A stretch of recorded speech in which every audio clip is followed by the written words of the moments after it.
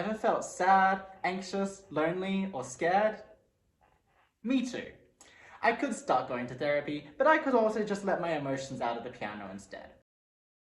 The best way to let your emotions out of the piano is to write some sad music. Now this method will take a little bit of preparation, since you're going to have to practice the instrument for a few years, and then for a few years on top of that you'll need to learn music theory.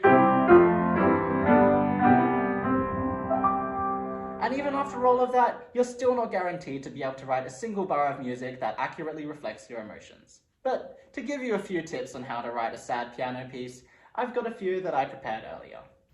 The first ingredient to a sad piece, which all of these have in common, is the choice of key. Every key can be major, which is the happy sound, or minor, which is the sad sound, and you know which one we want. Mozart wrote 18 piano sonatas, of which only 2 are in a minor key, and one of those was composed shortly after his mother's death. So yeah, if you're sad, then minor's where it's at. The first piece I'm going to share with you is in F-sharp minor. And to me, this key evokes the image of a lonely winter. You're staring out the window, there's a blanket of white covering everything, and the snow is drifting in the wind. Maybe you're waiting for someone, or maybe you're just hoping to see any sign of life out there, but all you see are the dead trees and icicles glimmering in the night. Yeah, anyways, this piece is kind of my take on the waltz rhythm. So that's the 1, 2, 3, 2, 3, 1, 2, 3, 1, 2, 3. But like, yuck, that's way too happy, right? So to kind of adjust it a little bit to give it a sadder mood, I've removed a lot of the ones from this rhythm. So instead of being 1, 2, 3, 1, 2, 3, the rhythm in this piece is 1, 2, 3, 2, 3, 2, 3, 2, 3. And by sort of adding this space into the rhythm, I think it makes it sound a lot more desolate and kind of abandoned almost. It's almost like an echo of a waltz rather than a real one. And then there's one other trick which I put into this piece, which is parallel fifths. So fifths are this interval, and parallel fifths are when you do lots of those in a row. So like, and generally, if you take any lesson in classical music theory, they will tell you to never do parallel fifths because it's seen as a weak harmony. The reason why it's seen as weak is, if you remember those major and minor chords I played for you earlier, the only difference between them is the middle note. And if you take that out, you're left with a fifth. So a fifth kind of doesn't give you the most important information in a chord, whether it's happy or sad. So parallel fifths sound a bit kind of hollow and empty.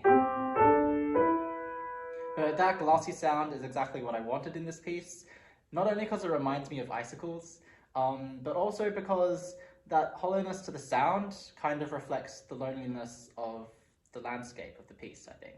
So yeah, look out for those 2 tricks, and I hope you enjoy this piece.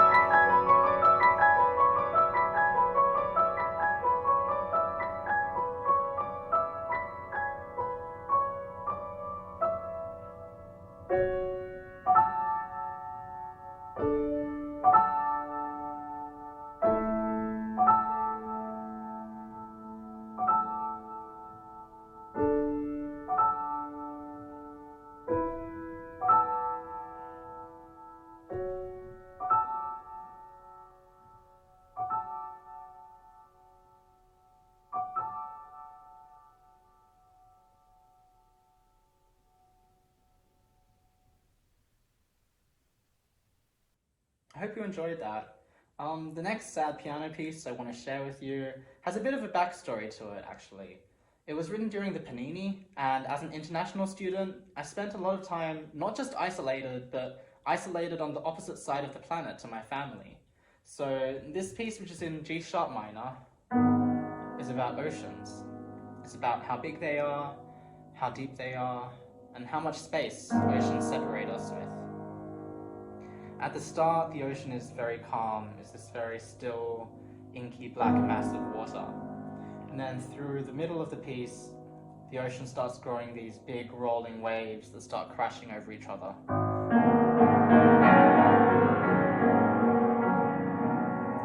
So hopefully you'll hear all of these sounds develop through the piece. And then it calms back down at the very end and pulls this trick which is known as a tierce de picardy, or picardy third. So if you remember the major and minor chords I played a while ago, the only difference between them is the middle note, which is known as the third.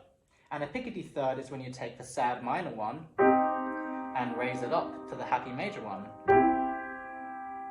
And it's just a very fancy term to describe a piece which is written in the minor key, but ends in the major key. So it's usually seen as something quite heroic. You know, you've overcome all of this tragedy and you're ready to land on that happy major key. It's something that Bach did a lot, actually, and for him it was symbolic because he was very religious, and a tierce de picardy was kind of symbolic of the rebirth of Christ after all of the turmoils of his life. So he would always write stuff like,